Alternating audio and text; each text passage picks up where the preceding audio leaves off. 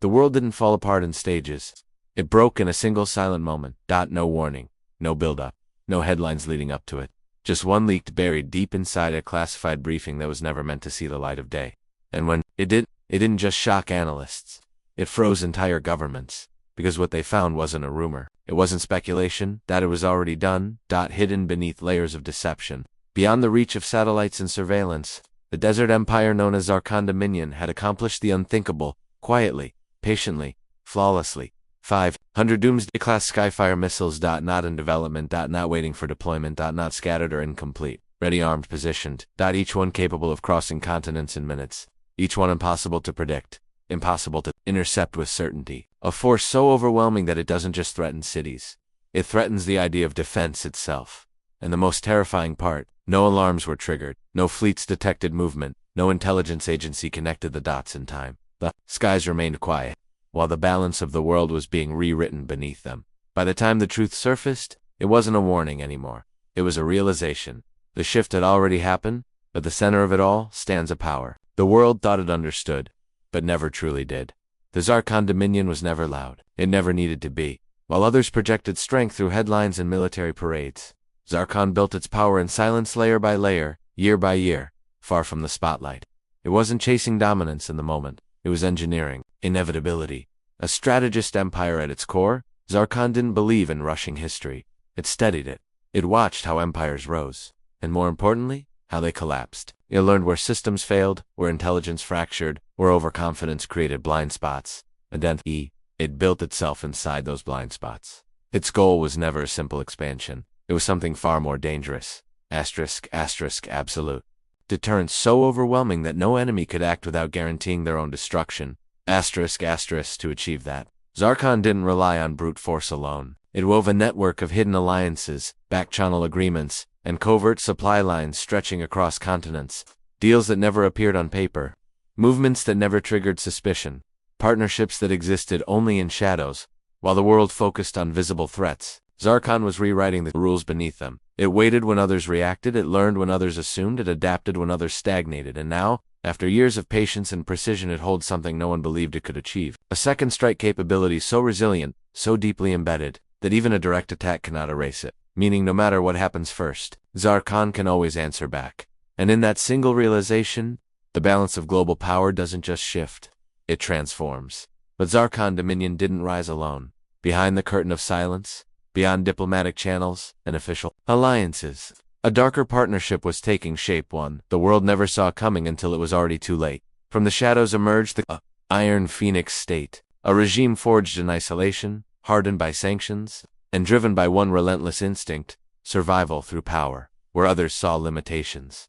The Iron Phoenix saw opportunity. It became the architect of something far more dangerous than conventional weapons, the Oblivion class. ICBMs solid fuel, rapid launch nearly impossible to track once deployed. Not just missiles, but instruments designed to erase the advantage of any opponent before they could even respond. But building them was only half the story. The real operation was moving them.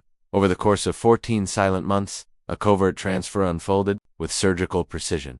No grand convoys, no detectable spikes, just fragments, small unnoticeable pieces moving through a web of deception. Missile components hidden within civilian cargo, transported through obscure land. Corridors no one was watching, disguised as routine trade, buried inside thousands of harmless shipments. Each movement too small to trigger alarm.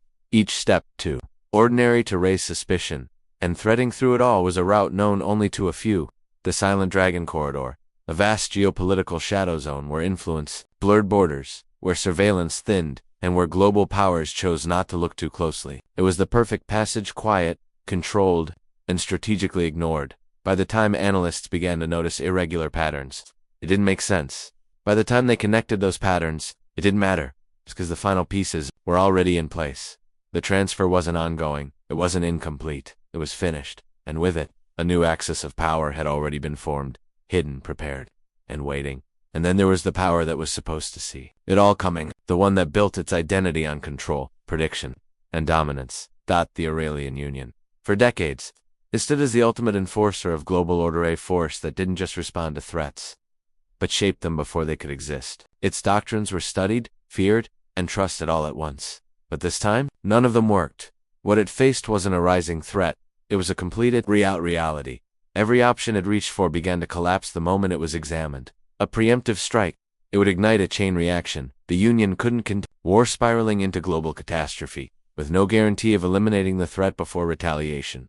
Missile defense systems, designed for limited scenarios, not saturation. 500 advanced warheads weren't just a challenge, they were a mathematical defeat waiting to happen. Sanctions and economic pressure, already outmaneuvered. The networks were built, the transfers complete, the alliances sealed beyond financial leverage. For the first time in generations, the Aurelian Union found itself staring at a situation where its power didn't translate into control. No clear moves, no safe options, no winning path, just consequences. Because this wasn't a crisis it could shape. It was a reality it had to face. And in that moment, something unprecedented happened. The world's most powerful nation lost the ability to dictate what happens next. It could no longer steer the escalation. It could no longer set the pace. All it could do now was react. And at the very front of this unfolding storm stands the state with the least margin for error. The one that has always lived closest to the edge, the Solarian state. For decades, its existence is dependent on one unshakable belief, that, if pushed to the brink, it could unleash a final, overwhelming response powerful enough to deter any enemy from ever crossing that line. A doctrine built not on hope, but on certainty, with the final flame protocol.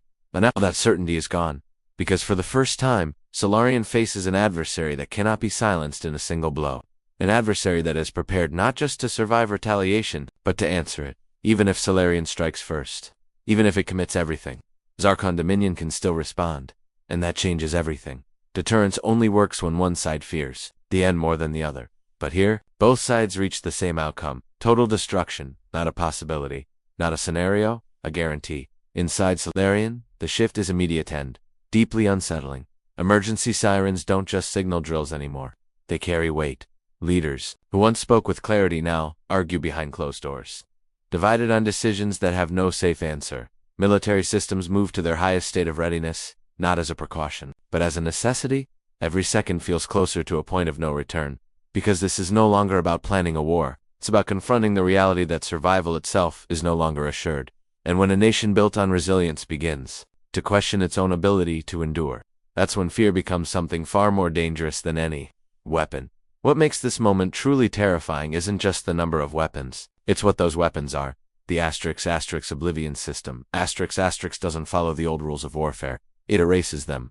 These aren't slow, detectable threats that give time for alarms, calculations, or last-minute decisions. The moment they are activated, the window to react is already closing. Solid fuel propulsion means they don't need preparation, no visible fueling, no long countdowns, no warning signatures. They rise almost instantly. And once they do, distance no longer matters. Continents become irrelevant. Oceans become meaningless. Anywhere on the planet can be reached within minutes, turning geography, once a nation's greatest defense, into an illusion. But it doesn't stop there. The systems don't sit in fixed silos waiting to be targeted. They move, hidden on mobile platforms, constantly shifting, blending into terrain, disappearing into vast landscapes where tracking them becomes a guessing game. No intelligence system can reliably win, even if detected. Stopping them is another problem. Entirely. Their navigation doesn't depend on signals that can be disrupted or jammed. It looks beyond the battlefield, guided by celestial references, immune to interference, locked onto its path with precision that cannot be easily broken. And in their final descent, they don't simply fall, they adapt. Maneuvering warheads twist through the atmosphere, changing trajectory, evading interception systems that were designed for predictable targets. Every defense calculation begins to fail the moment these warheads start moving on their own terms. The result is devastating in its simplicity. Missile shields, once considered the last line of defense, become unreliable. Early warning systems designed to buy time become nearly